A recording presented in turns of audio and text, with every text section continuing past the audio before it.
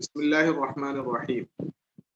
അൽഹംദുലില്ലാഹി റബ്ബിൽ ആലമീൻ. വസ്സലാത്തു വസ്സലാമു അലാ റസൂലിഹിൽ അമീൻ സയ്യിദിനാ മുഹമ്മദിൻ വഅലാ ആലിഹി വഅസ്ഹാബിഹി അജ്മഈൻ.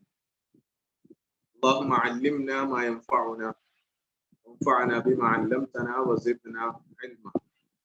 അല്ലാഹുമ്മ ഫഖിഹ്നാ ഫിദ്ദീൻ. പ്രിയമുള്ള സഹോദരന്മാരെ, സഹോദരിമാരെ, അസ്സലാമു അലൈക്കും വറഹ്മത്തുള്ളാഹി വബറകാതുഹു. കാരുണ്യവാനായ അല്ലാഹു സുബ്ഹാനഹു വ തആല എല്ലാവരെയും സദാ അനുഗ്രഹിക്കുമാറാവട്ടെ. അള്ളാഹുവിന്റെ ദീനിന്റെ മാർഗത്തിലെ വിജ്ഞാന സമ്പാദനത്തിന് വേണ്ടി നമ്മൾ ചെലവഴിച്ചുകൊണ്ടിരിക്കുന്ന സമയത്തെയും അധ്വാനങ്ങളെയും അള്ളാഹു സുബ്ഹാനഹു വ തആല അനുഗ്രഹിക്കുകയും നമ്മിൽ നിന്ന് സ്വാലിഹായ അമലായി ഇതിനെ കബൂൽ ചെയ്ത് അതിമഹത്തായ അനുഗ്രഹങ്ങളും പ്രതിഫലങ്ങളും ഇഹത്തിലും പരത്തിലും നൽകി എല്ലാവരെയും പ്രത്യേകം പുറത്തുകയും ചെയ്യുന്നു. ഇസ്ലാമിലെ വിധിവിലക്കുകളുമായി ബന്ധപ്പെട്ട് അടുത്തതായി നമ്മൾ പറയാൻ പോകുന്നത് വീടുമായി ബന്ധപ്പെട്ട മര്യാദകളാണ്. അതല്ലെങ്കിൽ വീടുമായി ബന്ധപ്പെട്ട് വീടിനകത്തെ കാര്യങ്ങൾ, ഇതുമായി ബന്ധപ്പെട്ടുള്ള വിധിവിലക്കുകളിൽ ചിലതാണ് ഇനി പറയാൻ പോകുന്നത്. നേരത്തെ നമ്മൾ ഒരു മുസ്ലിം വ്യക്തി എന്നുള്ള നിലക്ക് അയാളുടെ ഭക്ഷണം, വസ്ത്രം, അലങ്കാരങ്ങൾ തുടങ്ങിയവയുമൊക്കെയായി ബന്ധപ്പെട്ട ഹലാല് ഹറാമുകളെ കുറിച്ചാണ് പറഞ്ഞു വന്നിട്ടുള്ളത്. വീട് എന്ന് പറയുന്നത് ഒരു മനുഷ്യനെ സംബന്ധിച്ചിടത്തോളം അവന്റെ ജീവിതത്തിൽ വളരെ പ്രധാനപ്പെട്ട ഒരു ഇടമാണ് എന്ന കാര്യത്തിൽ ആർക്കും സംശയമൊന്നുമില്ല. അപ്പൊ അത് മനുഷ്യനെ സംബന്ധിച്ചിടത്തോളം വളരെ പ്രധാനപ്പെട്ട, തനിക്ക് ആശ്വാസവും അതേപോലെ സമാധാനവും, സാധാരണഗതിയിൽ സോഷ്യൽ ലൈഫ് എന്നൊക്കെ നമ്മൾ പറയുന്ന സാമൂഹിക ജീവിതത്തിന്റെ ഇടങ്ങൾ, അതിനുള്ള സ്ഥലങ്ങൾ, ആ സ്ഥലങ്ങളിൽ ഒരുപാട് പരിധികൾ, ഒരുപാട് അധികം പരിധികളും മര്യാദകളും ഒക്കെ പാലിച്ചുകൊണ്ട് ജീവിക്കുന്ന ഒരാളെ സംബന്ധിച്ചിടത്തോളം ആ സ്ഥലങ്ങളെ അപേക്ഷിച്ച് താരതമ്യേന തനിക്ക് കുറച്ചുകൂടി ഫ്രീ ആയിട്ട്, സ്വതന്ത്രമായിട്ട് ഇടപഴകാൻ കഴിയുന്ന സ്ഥലമായിട്ടാണ് വീടിനെ എല്ലാവരും കാണുന്നത്. അതുകൊണ്ട് തന്നെ ഒരാളെ സംബന്ധിച്ചിടത്തോളം സാമൂഹികമായ കെട്ടുപാടുകൾ, അല്ലെങ്കിൽ ഒരു കൂട്ടം ആളുകൾക്കിടയിൽ, അല്ലെങ്കിൽ അന്യരായ ആളുകൾക്കിടയിൽ ഇടപഴകി ജീവിക്കുമ്പോൾ പാലിക്കേണ്ടുന്ന ഒരുപാട് നിയന്ത്രണങ്ങളിൽ നിന്നൊക്കെ സ്വാതന്ത്ര്യവും ആശ്വാസവും കിട്ടുന്ന സ്ഥലം എന്നുള്ള നിലക്ക് പ്രധാനപ്പെട്ട ഒരു ഇടമാണ് വീട് എന്ന് പറയുന്നത്. അപ്പൊ വീടിനെ വലിയൊരു അനുഗ്രഹമായിട്ടാണ് അള്ളാഹു സുബ്ഹാനഹു വ തആല പരിഗണിച്ചിട്ടുള്ളത്. അള്ളാഹു സുബ്ഹാനഹു വ തആല മനുഷ്യന് നൽകിയ പ്രധാനപ്പെട്ട അനുഗ്രഹങ്ങളുടെ കൂട്ടത്തിൽ വീടിനെ എടുത്തു പറയുകയും ചെയ്തിട്ടുണ്ട്. വിശുദ്ധ ഖുർആനിൽ ആ വിധത്തിലുള്ള ആയത്തുകൾ ധാരാളമായിട്ട് നമുക്ക് കാണാൻ പറ്റുന്നതാണ്. സൂറത്തുൻ നഹ്ലിലെ 80-ാമത്തെ ആയത്തിൽ വല്ലാഹു ജഅല ലക്കും മിൻ ബുയൂതികും സകന, അള്ളാഹു നിങ്ങൾക്ക് നിങ്ങളുടെ വീടുകൾ മുഖേന അള്ളാഹു നിങ്ങൾക്ക് സമാധാനം, ആശ്വാസം നൽകിയിരിക്കുന്നു എന്ന് പറയുന്നത് നമുക്ക് കാണാൻ പറ്റുന്നു. വീട് ഏത് സ്വഭാവത്തിലുള്ളതായിരിക്കണം എന്നതുമായി ബന്ധപ്പെട്ട് വളരെ കൃത്യമായ നിർദ്ദേശങ്ങളൊന്നും ഇസ്ലാം മുന്നോട്ട് വെക്കുന്നില്ല എങ്കിൽ കൂടി സാമാന്യമായ ഒരു കാഴ്ചപ്പാട് വീടിനെ കുറിച്ച് ഇസ്ലാം മുന്നോട്ട് വെക്കുന്നുണ്ട് എന്ന് നമ്മൾ മനസ്സിലാക്കേണ്ടതാണ്. അപ്പോ നമ്മൾ തുടക്കത്തിൽ ഇസ്ലാമിലെ ഹലാല് ഹറാമുകൾ പരിശോധിക്കുന്നതിന്റെ ആമുഖം എന്നുള്ള നിലക്ക് ചില കാര്യങ്ങൾ പറഞ്ഞത് നമ്മുടെ മനസ്സിൽ ഉണ്ടാവണം എല്ലാ സമയത്തും. അതില് പ്രധാനപ്പെട്ട ഒരു കാര്യമാണ് പൊതുവെ കാര്യങ്ങളിൽ അടിസ്ഥാനം എന്ന് പറയുന്നത് എല്ലാം ഹലാലാണ് എന്നതാണ്. അപ്പോ വീടുമായി ബന്ധപ്പെട്ടും എന്തൊക്കെയാണ് ഹലാലായത് എന്നത് ഇസ്ലാം നിർണയിച്ചു തരുന്നതായിട്ടല്ല നമുക്ക് കാണാൻ പറ്റുക. പൊതുവെ മനുഷ്യന് അള്ളാഹു സുബ്ഹാനഹു വ തആല ഈ ഭൂമിയിലുള്ളതെല്ലാം അനുവദിച്ചു കൊടുക്കുകയാണ് ചെയ്തിട്ടുള്ളത്, വസ്തുക്കൾ എന്നുള്ള നിലക്ക്. അപ്പോ അതേപോലെ വീട് നിർമ്മാണത്തിന് ഉപയോഗിക്കുന്ന വസ്തുക്കൾ, വീട് ഏത് സ്വഭാവത്തിൽ എന്നുള്ള കാര്യത്തിലൊക്കെ അടിസ്ഥാന നിയമം ഹലാല് എന്നതാണ്, എല്ലാം ഹലാലാണ് എന്നതാണ്. എന്നാൽ അതിൽ പാലിക്കേണ്ടുന്ന ആ ഹലാലിന്റെ പരിധികൾ എപ്പോഴാണ് വിട്ടുപോവുക, ഹലാലിന്റെ പരിധികൾ വിട്ടുപോവാതെ സൂക്ഷിക്കേണ്ടത് എപ്പോഴാണ്, അല്ലെങ്കിൽ എന്തൊക്കെ കാര്യങ്ങളാണ് ഇതിൽ വിലക്കുകളായി ഹറാമുകളായി ഉള്ളത് എന്ന കാര്യമാണ് ശറഅ അല്ലെങ്കിൽ ദീൻ പൊതുവെ പരിചയപ്പെടുത്തുകയും പഠിപ്പിക്കുകയും ചെയ്തിട്ടുള്ളത്. അപ്പൊ അതില് വീടുമായിട്ടുള്ള സങ്കല്പത്തിൽ, വീടുമായി ബന്ധപ്പെട്ട സങ്കല്പത്തിൽ വീടിന് വിശാലത ഉണ്ടാവുക എന്ന് പറഞ്ഞാൽ ഒരു കുടുംബം ആയി ജീവിക്കുന്ന ആളുകൾക്ക് അവരുടെ പല ആവശ്യങ്ങൾക്കുമുള്ള ഒരു ഇടമാണ് വീട് എന്ന് പറയുന്നത്. അപ്പൊ ആ നിലക്ക് അവരുടെ അത്തരം ആവശ്യങ്ങൾ നിർവഹിക്കാൻ, അത്തരം ആശ്വാസത്തിലും സന്തോഷത്തിലും സമാധാനത്തിലും അവർക്ക് കഴിയാൻ പറ്റുന്ന അത്ര വിശാലതയുള്ള ഇടങ്ങൾ, വീട്, ഇതാണ് ഇസ്ലാമികമായ വീടിനെ കുറിച്ചുള്ള സങ്കല്പത്തിന്റെ ഒരു ബേസ് എന്ന് പറയുന്നത്.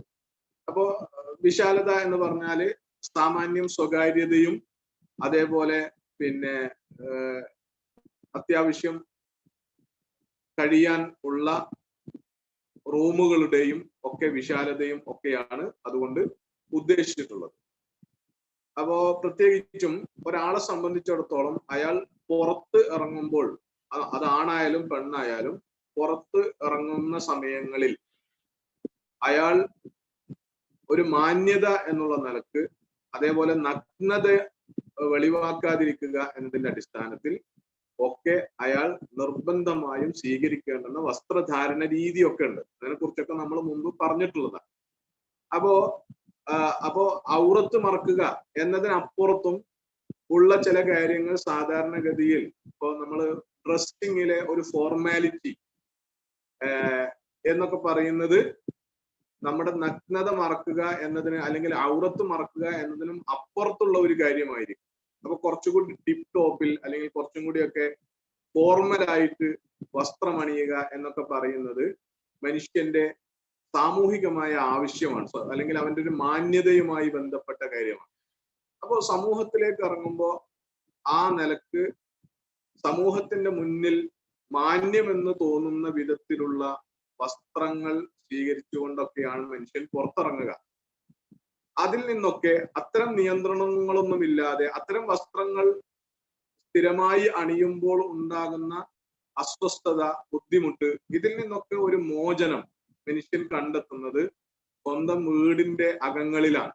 വീടകങ്ങളിലേക്ക് ഒരു മനുഷ്യൻ വരുമ്പോഴാണ് അയാൾ അദ്ദേഹത്തിന്റെ അത്തരത്തിലുള്ള വസ്ത്രങ്ങളൊക്കെ അഴിച്ചു വെച്ച് വളരെ നോർമലായ, അല്ലെങ്കിൽ വളരെ അത്യാവശ്യമായ, നഗ്നത മറക്കാൻ ആവശ്യമായ വസ്ത്രങ്ങൾ മാത്രം അണിഞ്ഞൊക്കെ ഒരാൾക്ക് സ്വാതന്ത്ര്യത്തോടുകൂടി ഒരാൾക്ക് സമയം ചെലവഴിക്കാൻ അല്ലെങ്കിൽ ജീവിക്കാൻ കഴിയുന്ന സ്ഥലമാണ് അയാളുടെ വീട് എന്ന് പറയുന്നത്.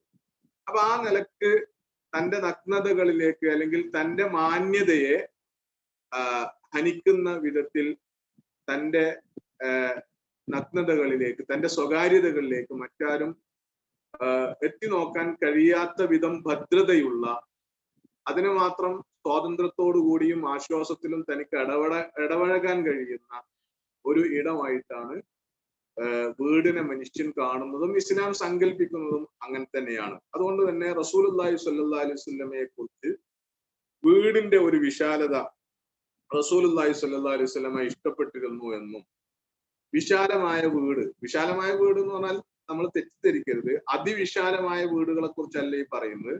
സാമാന്യം ഒരു കുടുംബത്തിലെ ആളുകൾക്ക് അവരുടെ നേരത്തെ പറഞ്ഞ സ്വഭാവത്തിൽ ഉള്ള ഒരു ആശ്വാസത്തിലും ഒരു സ്വാതന്ത്ര്യത്തിലും ഒക്കെ ജീവിക്കാൻ ആവശ്യമായ വലുപ്പവും വിശാലതയും സൗകര്യങ്ങളുമുള്ള വീട് എന്ന് പറയുന്നത് ഒരാളെ സംബന്ധിച്ചിടത്തോളം അയാളുടെ ജീവിത സൗഭാഗ്യങ്ങളുടെ അടയാളങ്ങളിൽപ്പെട്ടതാണ് എന്നാണ് റസൂലുള്ളാഹി സ്വല്ലല്ലാഹി അലൈഹി വസല്ലം പഠിപ്പിച്ചിട്ടുള്ളത്. അർബഉൻ മിനസ് സആദ, 4 കാര്യങ്ങളിൽ ഒരാളുടെ ജീവിതത്തിലെ സന്തോഷവുമായി ബന്ധപ്പെട്ട പ്രധാനപ്പെട്ട ഘടകങ്ങളാണ് എന്ന് പറഞ്ഞ് പഠിപ്പിച്ചതിൽ റസൂലുള്ളാഹി സ്വല്ലല്ലാഹി അലൈഹി വസല്ലം അൽ മർഅത്തു സ്വാലിഹ, സ്വാലിഹായ ഇണ, അത് ആണിനെ സംബന്ധിച്ചിടത്തോളം സ്വാലിഹത്തായ ഭാര്യ, പെണ്ണിനെ സംബന്ധിച്ചിടത്തോളം സ്വാലിഹായ ഭർത്താവ്, ഇത് ജീവിതത്തിലെ സന്തോഷത്തിന്റെ അടിസ്ഥാന ഘടകമാണ്. വൽ മസ്കനുൽ വാസിഅ, അതേപോലെ വിശാലമായ നേരത്തെ പറഞ്ഞ സ്വഭാവത്തിലുള്ള ആവശ്യങ്ങൾ പൂർത്തീകരിക്കാൻ പറ്റുന്ന വിധത്തിലുള്ള ആശ്വാസവും സന്തോഷവും ഒക്കെ അനുഭവിക്കാൻ കഴിയും വിധം വിശാലമായ വീട്. വൽ ജാറു സ്വാലിഹ്, അതേപോലെ സ്വാലിഹായ നല്ലവനായ അയൽവാസി. വൽ മർക്കബുൽ ഹനി, സൗകര്യപ്രദമായ വാഹനം. ഇത് 4 ഉണ്ടെങ്കിൽ ഇത് ഭൗതികമായ ഒരു മനുഷ്യന്റെ ജീവിത സന്തോഷത്തിന്റെ, ജീവിത സൗഭാഗ്യത്തിന്റെ മാനദണ്ഡങ്ങളാണ്, അടയാളങ്ങളാണ് എന്ന് റസൂലുള്ളാഹി സ്വല്ലല്ലാഹി അലൈഹി വസല്ലം പറഞ്ഞതായിട്ട് കാണാൻ കഴിയുന്നതാണ്.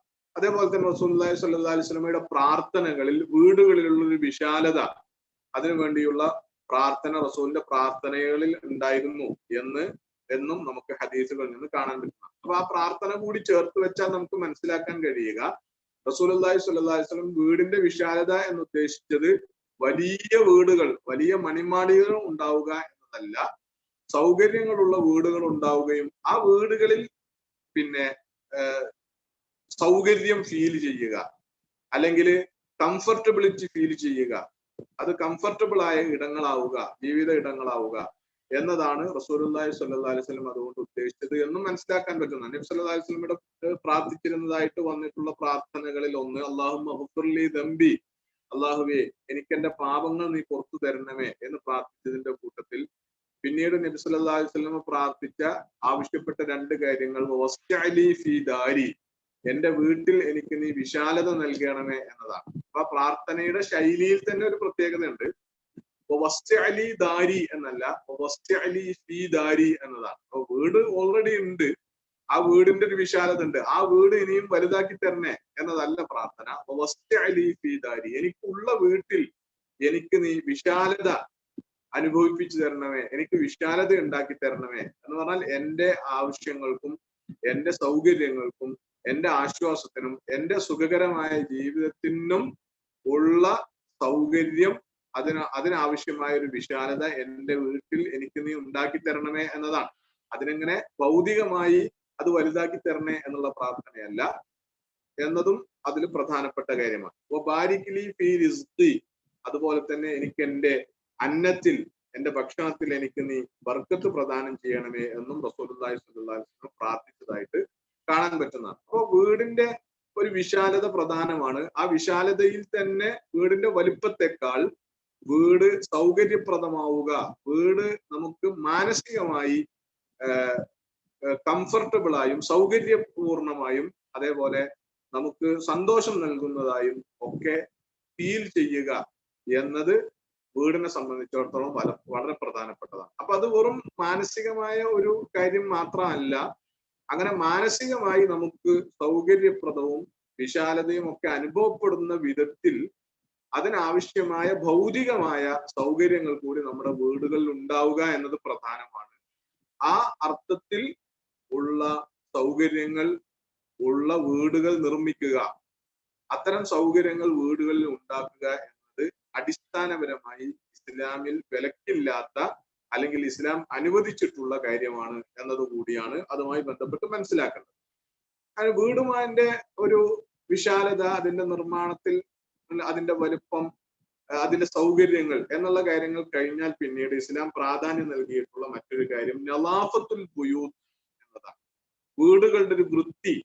മൊത്തത്തിൽ തന്നെ മുസ്ലിമിന്റെ ജീവിതത്തിൽ വൃത്തി വളരെ പ്രധാനമാണ് എന്ന് ഇസ്ലാം പഠിപ്പിച്ചിട്ടുണ്ട്.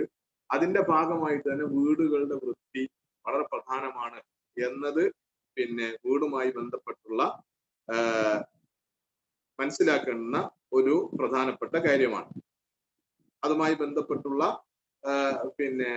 പൊതുവായി അത്തരം ആശയത്തിലുള്ള ഹദീസുകൾ റസൂലിൽ നിന്ന് ഉദ്ധരിക്കപ്പെട്ടതായിട്ട് നമുക്ക് കാണാൻ പറ്റുന്നതാണ്. പിന്നെ അതേപോലെ തന്നെയുള്ള ഒരു കാര്യമാണ് തജ്മീലുൽ ബുയൂത്തി ബിൽ ഹലാൽ. അപ്പൊ വൃത്തി എന്നതോടൊപ്പം വൃത്തി കഴിഞ്ഞാൽ പിന്നെ വീടുകളുടെ നിർമ്മാണം, വീടുകളുടെ വൃത്തി, ഇത് കഴിഞ്ഞാൽ പിന്നെ ഉള്ള പ്രധാനപ്പെട്ട ഒരു കാര്യമാണ് തജ്മീലുൽ ബുയൂത്തി ബിൽ ഹലാൽ. ഹലാലായ വസ്തുക്കൾ, ഹലാലായ മാർഗങ്ങൾ, ഇതൊക്കെ ഉപയോഗിച്ചുകൊണ്ട് വീടുകളെ സൗന്ദര്യവൽക്കരിക്കുക എന്നതും വൃത്തിക്ക് അപ്പുറത്തുള്ള ഒരു കാര്യമാണത്. സൗന്ദര്യവൽക്കരിക്കുക എന്നതും അനുവദനീയമായ കാര്യമാണ്.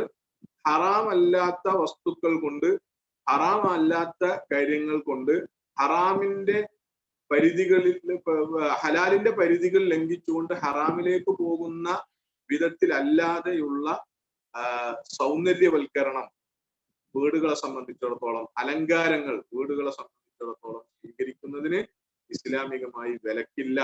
മറിച്ച് അത്തരം അലങ്കാരങ്ങൾ സ്വീകരിക്കുന്നതിനെ ഹറാമാക്കുന്നതിനെയാണ് ഖുർആൻ ആക്ഷേപാർഹമായി കണ്ടിട്ടുള്ളത്. അള്ളാഹു തന്റെ അടിമകൾക്ക് വേണ്ടി ഈ ഭൂമിയിൽ സംവിധാനിച്ചു വെച്ചിട്ടുള്ള അള്ളാഹുവിന്റെ അലങ്കാരങ്ങളെ ഹറാമാക്കുന്നവരാരാണുള്ളത് എന്ന് അള്ളാഹു സുബ്ഹാനഹു വ തആല ആക്ഷേപാർഹമായി ചോദ്യം ഉന്നയിക്കുകയാണ് ചെയ്തിട്ടുള്ളത് എന്നും നമുക്ക് കാണാൻ പറ്റുന്നതാണ്. അപ്പോ അതിൽ പിന്നീട് ശ്രദ്ധിക്കേണ്ടുന്ന ഒരു കാര്യം, ഒരാൾക്ക് ജീവിതത്തിൽ സൗന്ദര്യത്തോടും അതേപോലെ നല്ല അലങ്കാരങ്ങളോടും ഒക്കെ ഇഷ്ടം തോന്നുക എന്ന് പറയുന്നത് മനുഷ്യന്റെ ഒരു പ്രകൃതത്തിലുള്ള കാര്യമാണ്. നല്ല വസ്ത്രം ധരിക്കുക, നല്ല ചെരുപ്പ് ധരിക്കുക, നല്ല വീടുകളിൽ നല്ല വിരിപ്പുകൾ ഉപയോഗിക്കുക, അതേപോലെ നല്ല ഭക്ഷണം കഴിക്കാൻ നല്ല പാത്രങ്ങൾ ഉപയോഗിക്കുക, ഇങ്ങനെയുള്ള കാര്യങ്ങളൊക്കെ മനുഷ്യന്റെ ഒരു പ്രകൃതത്തിലുള്ളതാണ്. അത് മനുഷ്യന്റെ സൗന്ദര്യത്തോടും അലങ്കാരങ്ങളോടുമുള്ള മനുഷ്യന്റെ ഒരു ഇഷ്ടത്തിൽ നിന്ന് വരുന്നതാണ്. ഇതിനെയൊന്നും ഇസ്ലാം അടിച്ചമർത്തുകയോ ഇതിനെയൊന്നും നിരുത്സാഹപ്പെടുത്തുകയോ ചെയ്യുന്നില്ല. അതൊക്കെ അനുവദനീയമായ ഗണത്തിൽ, ഹലാലിന്റെ ഗണത്തിൽ പെടുത്തുകയാണ് ഇസ്ലാം ചെയ്തിട്ടുള്ളത് എന്ന് നമുക്ക് കാണാൻ പറ്റുന്നതാണ്. അതിലാകെ ശ്രദ്ധിക്കേണ്ടുന്ന കാര്യം, അത് ഹറാമായ ചില ശീലങ്ങളിലേക്കും സ്വഭാവങ്ങളിലേക്കും ഒക്കെ അത് കടന്നു പോകാതിരിക്കുക എന്നതാണ് അതിൽ മനുഷ്യന് ശ്രദ്ധിക്കാനുള്ളത്. അപ്പൊ ഹറാമിലേക്ക് പോകാതിരിക്കുക എന്ന് പറഞ്ഞാൽ, ഒന്ന്, ഇതൊന്നും ആഡംബരത്തിലേക്ക്, ആഡംബര പ്രമത്തത എന്ന് നമ്മൾ പറയുന്നതിലേക്ക് നയിക്കാൻ പാടില്ല. ഒരു സൗന്ദര്യത്തോടും അലങ്കാരങ്ങളോടുമുള്ള താല്പര്യം എന്നതിനപ്പുറത്ത് ഒരു ആഡംബരം എന്ന് നമ്മൾ വിശേഷിപ്പിക്കുന്ന അവസ്ഥകളിലേക്ക് ഇതൊന്നും കടന്നു പോകാതിരിക്കുക എന്നതാണ് അതിന്റെ ഹലാലിന്റെ പരിധി എന്ന് പറയുന്നത്. അതേപോലെ തന്നെ അത് മനുഷ്യൻ തന്റെ ഒരു അഹങ്കാരവും അഹംഭാവവും അഹന്തയും പ്രകടിപ്പിക്കാൻ വേണ്ടി ഉള്ളതാവാതിരിക്കുക എന്നതും അതിൽ രണ്ടാമത്തെ ഒരു ഘടകമാണ്. അപ്പോ കിബിർ ആവാതിരിക്കുക എന്നത് വളരെ പ്രധാനപ്പെട്ട കാര്യമാണ്. അപ്പോ കിബിറിന്റെ പരിധിയിൽ അതേ സമയത്ത് മനുഷ്യന് സൗന്ദര്യത്തോടും അലങ്കാരങ്ങളോടുമുള്ള മനുഷ്യനുള്ള ഒരു സ്നേഹവും ഇഷ്ടവും താല്പര്യവും യഥാർത്ഥത്തില് ഈ കിബിറിന്റെ പരിധിയിൽ വരുന്നതല്ല എന്ന് റസൂലുള്ളാഹി സ്വല്ലല്ലാഹു അലൈഹി വസല്ലം വളരെ കൃത്യമായി വ്യക്തമാക്കുകയും ചെയ്തിട്ടുണ്ട്. നബി സല്ലല്ലാഹു അലൈഹി വസല്ലം ലാ യദ്ഖുലുൽ ജന്നത മൻ കാന ഫീ ഖൽബിഹി മിസ്ഖാലു ദർറത്തിൻ മിൻ കിബ്രിൻ, കിബിറിന്റെ അഹങ്കാരത്തിന്റെ അണുമണി തൂക്കമെങ്കിലും ഹൃദയത്തിലുള്ളവൻ സ്വർഗത്തിൽ പ്രവേശിക്കുകയില്ല എന്ന് നബി സല്ലല്ലാഹു അലൈഹി വസല്ലം പറഞ്ഞപ്പോ, നബിയോട് ഒരാൾ ഇന്നർ റജുല യുഹിബ്ബു അൻ യകൂന സൗബുഹു ഹസനൻ വനഅലുഹു ഹസനൻ, ഒരാൾ ചോദിച്ചു, അപ്പൊ റസൂലേ, ഒരാൾക്ക് തന്റെ വസ്ത്രം നല്ലതായിരിക്കണം എന്ന് ആഗ്രഹം ഉണ്ടാകും, അതേപോലെ തന്റെ ചെരുപ്പ്, താൻ ധരിക്കുന്ന ചെരുപ്പ് നല്ലതായിരിക്കണം എന്ന് ഒരാൾക്ക് താല്പര്യം ഉണ്ടാകും. അപ്പൊ അതിനെക്കുറിച്ച് എന്താണ് അഭിപ്രായം? അത് കിബിറിന്റെ പരിധിയിൽ, ഈ പറഞ്ഞ കിബിറിന്റെ പരിധിയിൽ വരികയും അത് അയാൾക്ക് സ്വർഗം തടയുകയും ചെയ്യുമോ എന്നാണ് അയാളുടെ ചോദ്യത്തിന്റെ ഉദ്ദേശം. അപ്പൊ റസൂലുള്ളാഹി സ്വല്ലല്ലാഹു അലൈഹി വസല്ലം അതിനോട് പ്രതികരിച്ചത്, ഇന്നല്ലാഹ ജമീലുൻ യുഹിബ്ബുൽ ജമാൽ. തീർച്ചയായും അള്ളാഹു സൗന്ദര്യമുള്ളവനാണ്, അവൻ സൗന്ദര്യത്തെ ഇഷ്ടപ്പെടുകയും ചെയ്യുന്നു എന്നതാണ് റസൂലുള്ളാഹി സ്വല്ലല്ലാഹു അലൈഹി വസല്ലമയുടെ അതിനോടുള്ള പ്രതികരണം. എന്ന് പറഞ്ഞാൽ, അപ്പോ ഒരാൾ സ്വന്തം വസ്ത്രം, സ്വന്തം വീട്, അതേപോലെ സ്വന്തം ചെരുപ്പ്, അല്ലെങ്കിൽ താൻ ഉപയോഗിക്കുന്ന മറ്റുള്ള വസ്തുക്കൾ, ഇത് വൃത്തിയുള്ളതും സൗന്ദര്യമുള്ളതും ആകാൻ ഒരാൾ ആഗ്രഹിക്കുന്നതും, അങ്ങനെ സൗന്ദര്യമുള്ളത്, മനോഹരമായത് അത്തരം കാര്യങ്ങളിൽ ഉപയോഗിക്കുന്നതിനും ഒരാൾക്കൊരു വിലക്കുമില്ല. അത് അയാൾക്ക് അനുവദനീയമായ കാര്യമാണ്. അത് കിബിറിന്റെ പരിധിയിൽ, കിബിർ എന്ന് പറയുന്ന ദുർഗുണത്തിന്റെ പരിധിയിൽ വരുന്നതല്ല എന്ന് റസൂലുള്ളാഹി സ്വല്ലല്ലാഹു അലൈഹി വസല്ലം പഠിപ്പിക്കുകയുമാണ് അതിലൂടെ ചെയ്യുന്നത്. അതേപോലെ തന്നെ ഒരാള് ഒരു വേളയിൽ റസൂലിന്റെ അടുത്ത് വന്നിട്ട്, ഇന്നി ഉഹിബ്ബുൽ ജമാൽ വഖദ് ഉഅതീതു മിൻഹു മാ തറ ഹത്താ മാ ഉഹിബ്ബു അൻ യഫൂഖനി അഹദുൻ ബിശിറാകിൻ അലിം അഫ മിനൽ കിബ്രി ദാലിക യാ റസൂലല്ലാഹ്. എനിക്ക് സൗന്ദര്യം അല്ലെങ്കിൽ അലങ്കാരങ്ങൾ എനിക്ക് വലിയ ഇഷ്ടമാണ് റസൂലേ. അതുകൊണ്ട് എനിക്കാണെങ്കിൽ അതിനൊക്കെ അത്തരം കാര്യങ്ങൾ, നല്ല വസ്ത്രം, നല്ല ചെരുപ്പുകൾ, ഇതൊക്കെ എല്ലാവരും ഉപയോഗിക്കുന്നതിനേക്കാൾ മികച്ചത് ഉപയോഗിക്കാനുള്ള സാമ്പത്തികമായ സ്ഥിതിയും എനിക്കുണ്ട്. അപ്പൊ അങ്ങനെ ഞാൻ നല്ലത്, സൗന്ദര്യമുള്ളത്, മനോഹരമായത്, അലങ്കാരങ്ങൾ ഒക്കെ ഉപയോഗിക്കുന്നതിന് വല്ല തടസ്സവും ഉണ്ടോ എന്ന്, അത് കിബിറിന്റെ പരിധിയിൽ പെടുമോ എന്ന് റസൂലുള്ളാഹി സ്വല്ലല്ലാഹു അലൈഹി വസല്ലമയോട് ഒരാൾ ചോദിച്ചപ്പോൾ നബി അയാളോട് മറുപടി പറഞ്ഞത്, ഇല്ല, അത് അതിന്റെ പരിധിയിൽ പെടുകയില്ല. വലാകിന്നൽ കിബറ ബതറുൽ ഹഖി വഗംതുൻ നാസ് എന്നതാണ്. എന്ന് പറഞ്ഞാൽ, അതേ സമയത്ത് കിബിർ എന്നുള്ളത് കൊണ്ട് ഉദ്ദേശിക്കുന്നത് സത്യത്തെ നിരാകരിക്കലും സത്യത്തെ അവഗണിക്കലും ജനങ്ങളെ അവഗണിക്കലുമാണ്, ജനങ്ങളെ നിസ്സാരരായി കാണലുമാണ്. ജനങ്ങളോടുള്ള താൻ മികച്ച വസ്തുക്കൾ ഉപയോഗിക്കുന്നത് വഴി തനിക്ക് ജനങ്ങളോടുണ്ടാകുന്ന അവഗണനാപൂർവമായ, നിന്ദ്യതാപൂർണമായ ഒരു നിലപാടിനെയാണ് യഥാർത്ഥത്തിൽ കിബിർ എന്ന് പറയുന്നത്. എന്ന് പറഞ്ഞാൽ, കിബിർ പാടില്ല, ആഡംബരം പാടില്ല എന്നൊക്കെ പറയുമ്പോൾ അതിൽ നിന്ന് ഒരിക്കലും തെറ്റായി ഇസ്ലാം ജീവിതത്തിൽ വളരെ ശരാശരി ആയ നിലവാരത്തിലുള്ള സൗന്ദര്യം, അലങ്കാരങ്ങൾ, ഇതൊക്കെ ഉപയോഗിക്കുന്നതിന് ഇസ്ലാം എതിരാണ് എന്ന് തെറ്റായി മനസ്സിലാക്കാൻ പാടില്ല എന്നതാണ് ഇത് വിശദീകരിക്കുന്നതിലൂടെ ഉദ്ദേശിച്ചിട്ടുള്ളത്. ഇനി നമ്മള് വീട്ടിൽ ഉപയോഗിക്കുന്ന വസ്തുക്കൾ, അവയുമായി ബന്ധപ്പെട്ട് ഉള്ള ഹലാല് ഹറാമുകളെ പരിശോധിച്ചാൽ, അതിലെ ഹലാലുകളെ പ്രത്യേകം പറയേണ്ടതില്ല, പൊതുവായി എല്ലാം ഹലാലാണ് എന്ന നിലപാടാണ് ഇസ്ലാമിനുള്ളത്. ഇനി അതുമായി ബന്ധപ്പെട്ട ഹറാമുകളെ പരിശോധിക്കുമ്പോൾ നമ്മുടെ മുമ്പിലേക്ക് വരുന്ന ഏറ്റവും പ്രധാനപ്പെട്ട ഒരു കാര്യം, ഹറാമുകളുടെ ഗണത്തിൽ റസൂലുള്ളാഹി സ്വല്ലല്ലാഹു അലൈഹി വസല്ലം വളരെ കൃത്യമായി പഠിപ്പിച്ചിട്ടുള്ള ഒരു കാര്യം, സ്വർണത്തിന്റെയും വെള്ളിയുടെയും പാത്രങ്ങൾ ഉപയോഗിക്കുന്നതിന് വിലക്കുണ്ട് എന്നതാണ്.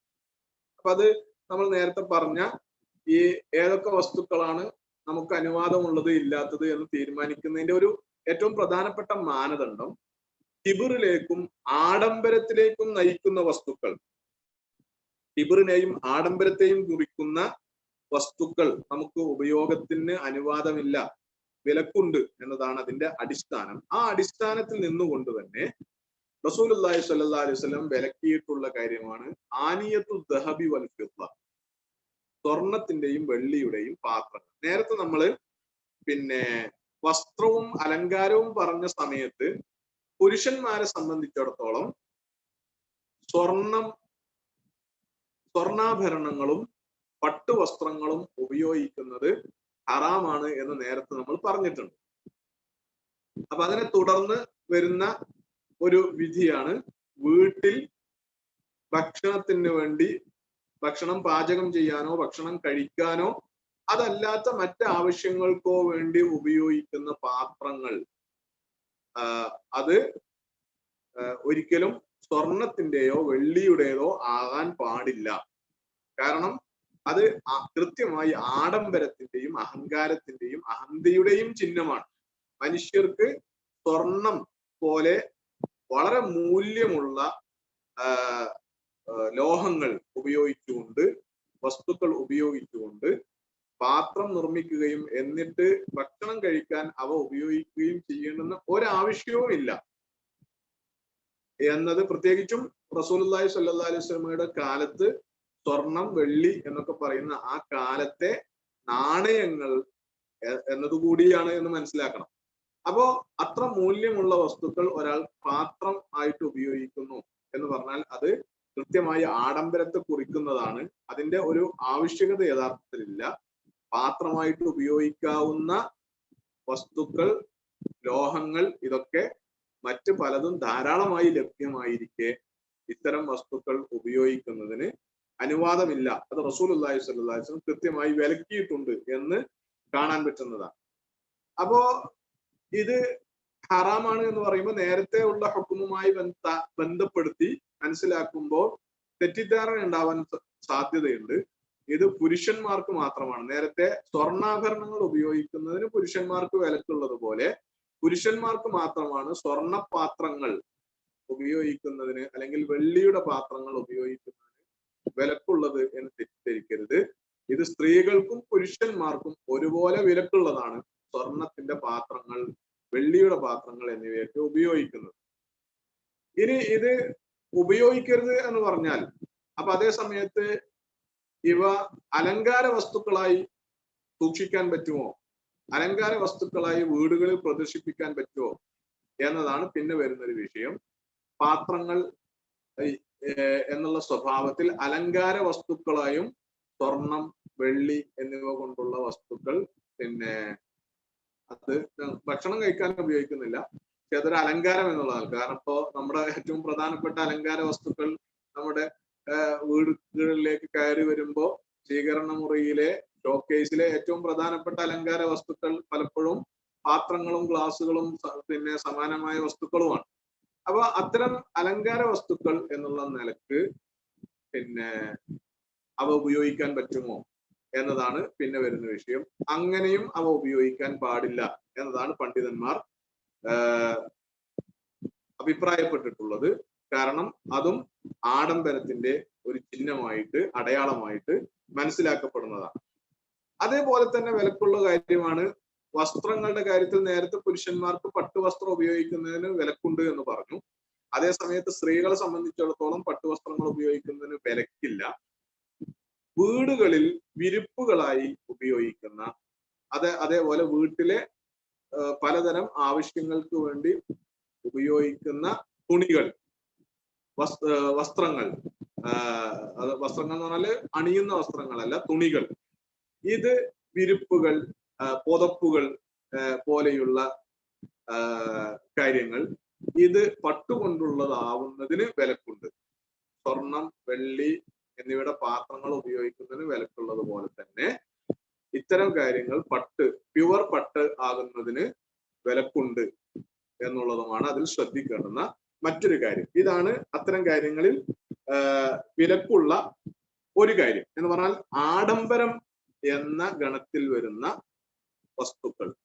അത് വീട് നിർമ്മാണവുമായി ബന്ധപ്പെട്ട്, വീട്ടിലെ അലങ്കാരവുമായി ബന്ധപ്പെട്ട്, വീടിനകത്തെ ആവശ്യങ്ങളുമായി ബന്ധപ്പെട്ട് ഒക്കെ ഇത്തരം കാര്യങ്ങൾ, ആഡംബരത്തിന്റെ ഗണത്തിൽ വരുന്ന കാര്യങ്ങൾ ഹറാമാണ് എന്ന അടിസ്ഥാനത്തിൽ നിന്നുകൊണ്ടാണ് റസൂലുള്ളാഹി സ്വല്ലല്ലാഹു അലൈഹി വസല്ലം സ്വർണ്ണപാത്രങ്ങൾ, വെള്ളിപ്പാത്രങ്ങൾ ഇതൊക്കെ ഉപയോഗിക്കുന്നതിന് വിലക്കിയിട്ടുള്ളത്. അതേപോലെ പട്ടുതുണികൾ വീട്ടിലെ സാധാരണ ആവശ്യങ്ങൾക്ക് വേണ്ടി ഉപയോഗിക്കുന്നത്, പിന്നെ വിരിപ്പായും പുതപ്പായും ഒക്കെ ഉപയോഗിക്കുന്നതിനും വിലക്ക് ഏർപ്പെടുത്തിയിട്ടുള്ളത് എന്ന് കാണാൻ പറ്റുന്നത്.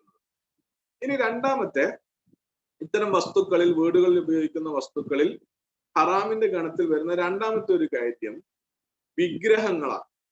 തമാസീൽ, തിംസാൽ എന്ന് പറഞ്ഞാല് ഈ രൂപങ്ങൾ, വിഗ്രഹങ്ങൾ, ബിംബങ്ങൾ എന്നൊക്കെ പറയാവുന്ന സ്വഭാവത്തിൽ, സ്റ്റാച്യൂസ് എന്നൊക്കെ പറയാവുന്ന സ്വഭാവത്തിലുള്ള മോഡലുകൾ, അത് വീടുകളിൽ അലങ്കാര വസ്തുക്കളായി ഉപയോഗിക്കുന്നതിന് പൊതുവെ വിലക്കുണ്ട് എന്നതാണ്.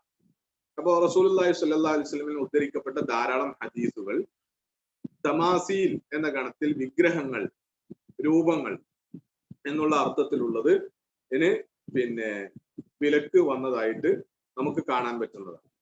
അപ്പോ അത്തരം വിഗ്രഹങ്ങളുടെ അത്തരം രൂപങ്ങളുടെ സാന്നിധ്യമുള്ള വീടുകളിൽ മലക്കുകൾ പ്രവേശിക്കുകയില്ല എന്ന് റസൂലുള്ളാഹി സ്വല്ലല്ലാഹു അലൈഹി വസല്ലം പറഞ്ഞതായി ഹദീസുകൾ നമുക്ക് കാണാൻ പറ്റും. അപ്പൊ അതിന്റെ ഒരു കാരണം എന്താന്ന് ചോദിച്ചാല്, പിന്നെ വിഗ്രഹങ്ങൾ ഉണ്ടാക്കി വെക്കുക, എന്നിട്ട് അവയെ മഹത്വവൽക്കരിക്കുക, അത് പ്രത്യേകിച്ചും തങ്ങളുടെ ആരാധനാമൂർത്തികളുടേതാവുക, അല്ലെങ്കിൽ തങ്ങൾ പിന്നെ ദിവ്യത്വം കൽപ്പിക്കുന്ന ഏതെങ്കിലും മഹാന്റേതാവുക, എന്നിട്ട് അവയ്ക്ക് ആ വിഗ്രഹങ്ങൾ വഴി ആ വിഗ്രഹം ആരുടേതാണോ ആ വ്യക്തിക്ക് പിന്നെ തെറ്റായ രീതിയിലുള്ള മഹത്വം കൽപ്പിച്ചുകൊണ്ട് ആദരവും ദിവ്യത്വവും ഒക്കെ കൽപ്പിച്ചുകൊണ്ടുള്ള രീതികൾ, ഇത് ശിർക്കൻ രീതികളാണ്, തൗഹീദിന് വിരുദ്ധമായ രീതികളാണ്.